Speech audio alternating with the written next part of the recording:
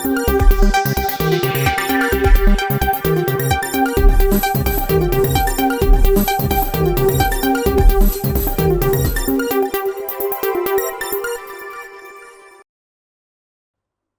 Seri Anwar Ibrahim meminta Parlimen di negara ASEAN memberi ruang yang lebih kepada ahlinya untuk memberikan pandangan tanpa mengahadkan idea mereka.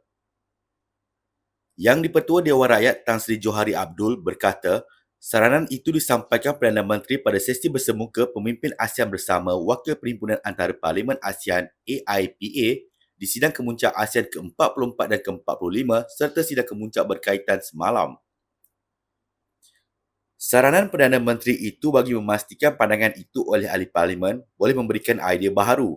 Apatah lagi bukan saja ASEAN, malah Asia akan menjadi medan ekonomi yang terbaik selepas ini. Saya kira kita harus sedia menerima hakikat bahawa di luar, masalah sedang membengkak tetapi kita harus perkukuhkan kedudukan kita dan dengan penduduk ASEAN berjumlah 680 juta, kita harus memanfaatkannya, katanya kepada media Malaysia.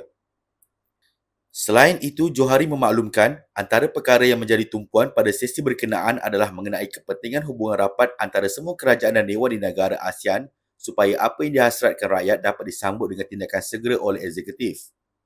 Sebagai satu kuasa gabungan keempat terbesar dunia, pertukaran maklumat dan teknologi juga perlu dilaksanakan antara negara anggota dalam usaha memajukan lagi rantau ini. Dari sudut keselamatan dan kerjasama serantau, kita mahu perkemaskan kedudukan kita supaya menjadi sebuah zon yang mengekalkan keamanan dan harus kekal neutral serta tidak berpihak. Kita juga lihat bagaimana kedamaian dapat dicapai di Myanmar tanpa mendesak mereka tetapi dengan pembuka jalan supaya perbincangan berlaku dan ruang untuk negara itu memperbaiki keadaan supaya tidak melarat keluar, katanya. Mengenai kepengerusian ASEAN tahun depan, Johari berkata, Malaysia berazam memastikan penganjuran sidang kemuncak itu menjadi yang terbaik dalam sejarah ASEAN. Keupayaan itu akan memberi impak besar kepada negara kita kerana ia akan menjadi fokus dunia. Pada masa sama, kita doakan Timor Leste akan diterima keanggotaannya dalam ASEAN ketika kita menjadi pengerusi nanti, bukan lagi sebagai pemerhati, katanya.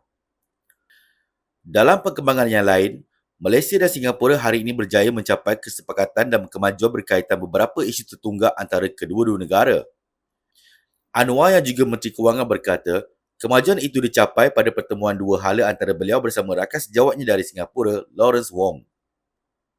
Pertemuan selama hampir 40 minit itu diadakan di luar sidang kemuncak ASEAN ke-44 dan ke-45 serta sidang kemuncak berkaitan di sini pada Rabu. Saya dan Lawrence berbincang beberapa perkara terkait kepentingan kedua-dua negara, terutama meneroka kaedah terbaik bagi menyelesaikan isu berbangkit secara berkesan dan sepantas mungkin. Saya dan Lawrence kemudian langsung mengetuai mesyuarat dua hala bersama menteri dan delegasi kedua-dua negara. Alhamdulillah, pertemuan ini mencapai beberapa kesepakatan dan kemajuan terkait beberapa isu tertunggak yang insya-Allah akan dibincangkan dengan lebih lanjut dalam sesi permukiman tahunan Malaysia-Singapura hujung tahun ini, katanya dalam penyataan hari ini. Malaysia dan Singapura sebelum ini dilaporkan mempunyai beberapa isu tertunggak sejak sekian lama, antaranya berkaitan kawalan ruang udara, isu air dan sepadan maritim. Pada 11 pagi, PMX turut mengadakan pertemuan dua hala dengan Perdana Menteri Timor Leste, Zanana Gusmao. Antara yang dibincangkan kedua-dua pemimpin termasuk keanggotaan penuh Timor Leste dalam blok ASEAN yang diyakini mampu memperluas dan mengembangkan sektor ekonomi serantau. Timor Leste masih menunggu keputusan konsensus negara ASEAN untuk diterima sebagai anggota penuh blok serantau itu.